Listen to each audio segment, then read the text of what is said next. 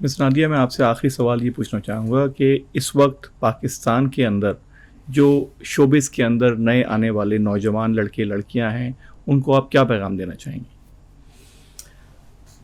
Showbiz के अंदर आने वाले जो नए नौजवान लड़के लड़कियां हैं, I would say that you know it's not easy, not at all, बिल्कुल भी आसान नहीं है।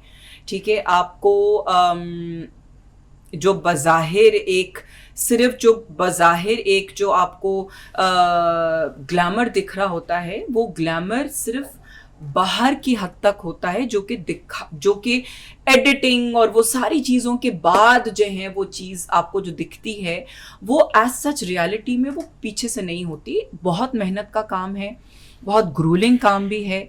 बिल्कुल भी ऐसा नहीं है कि जी आपको जो है वो मेहनत करे बगैर आप सिर्फ फेमस हो जाएं। आप बहुत दफ़ा सालों साल आप काम कर रहे होते हैं, फिर भी आप फेमस नहीं होते हैं।